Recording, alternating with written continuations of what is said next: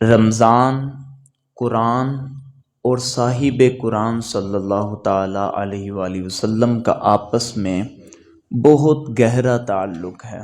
ماہ رمضان وہ ماہ مقدس ہے کہ جس کے اندر قرآن کو نازل کیا ہے، کہ جس نے قرآن نازل کیا ہے وہ رحمان، اور جو آیا ہے وہ رمضان، اور جس میں آیا ہے وہ قرآن، اور جس پر نازل ہوا ہے وہ صاحب قرآن۔ قرآن کو رمضان کے اندر نازل کیا اور رمضان کو قرآن کے اندر ذکر کیا۔ اس پہ بھی ذرا غور کریں کہ قرآن پاک کو رمضان کے اندر ہی کیوں نازل کیا ہے؟ اور بھی تو اتنے برکت والے مہینے گزرے ہیں، لیکن رمضان شریف میں ہی کیوں اتارا؟ اس کی ایک وجہ ہے۔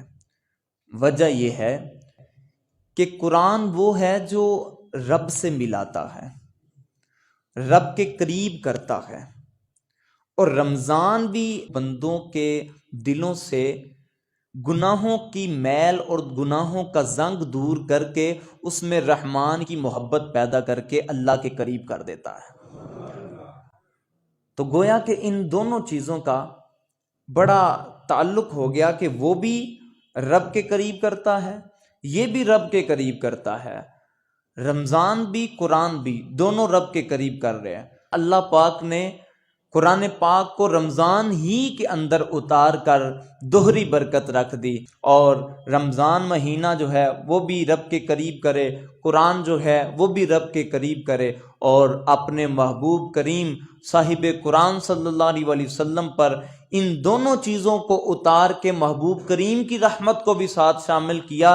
حضور علیہ الصلوۃ والسلام یہ رحمت للعالمین ہے، یہ رحمت للعالمین ہے، تمام جہانوں کے لیے رحمت بن کے آئے ہیں۔ پھر دیکھا جائے تو قرآن شفاعت کرنے والا ہے، قیامت کے دن اللہ کی بارگاہ میں شفاعت کرے گا، مالک یہ جو بندہ ہے نا، یہ میرے لیے راتوں کو جاگتا تھا، مولا اس کی مغفرت کر دے۔ تو اللہ قرآن کی شفاعت لے کے اس کی مغفرت کر دے گا۔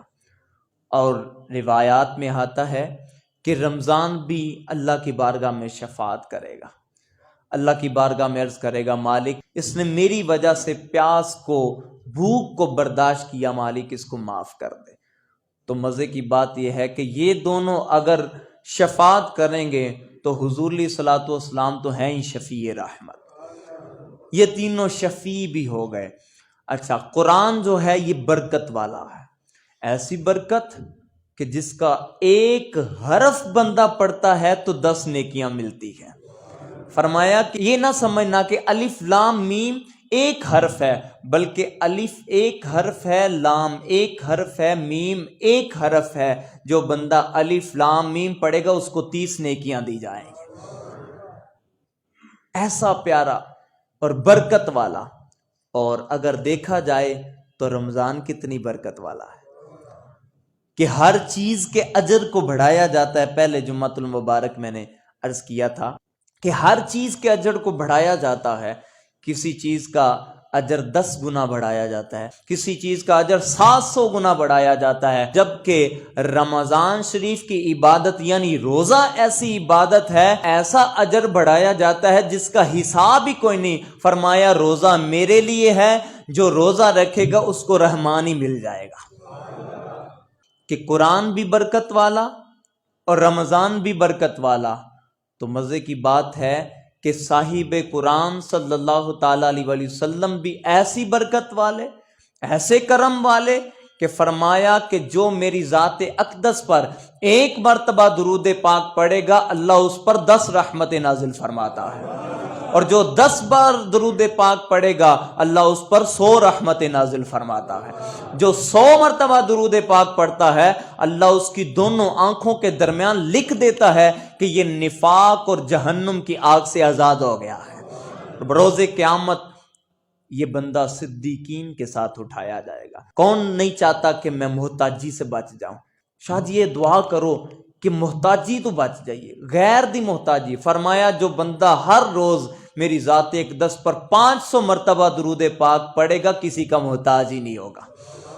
جو 1000 مرتبہ ایک دن میں میری ذات اقدس پر درود پڑے گا، تب تک مرے گا نہیں جب تک جنت میں اپنا مقام نہ دیکھ لے۔ تو گویا کہ ان تینوں چیزوں کا آپس میں گہرا تعلق ہے۔ میرے بھائیوں، رمضان المبارک تشریف لے آیا، قرآن کی اتنی برکتیں ہیں، ایک حرف پڑھنے پر 10 نیکیاں۔ تو ہم ایک حرف تو نہیں پڑھنے کے لیے قرآن کھولتے نا، کوئی ایک رکوع پڑھتا ہی ہے نا، کوئی ایک آیت تو کم از کم پڑھتا ہی ہوگا۔ تو اتنی زیادہ نیکیاں، اتنی زیادہ برکتیں، ہم قرآن کھولتے ہی نہیں ہیں۔ اور سرکار علیہ الصلوۃ والسلام پر درود پاک پڑھنے کی کتنی برکتیں ہیں۔ تو ہم رمضان شریف بھی آ گیا، شیطان سے بھی جان چھوٹی ہوئی ہے، تھوڑا سا نفس پہ قابو ڈالیں۔ آج 12ویں سحری ہے، تو جو دن گزر گئے وہ گزر گئے۔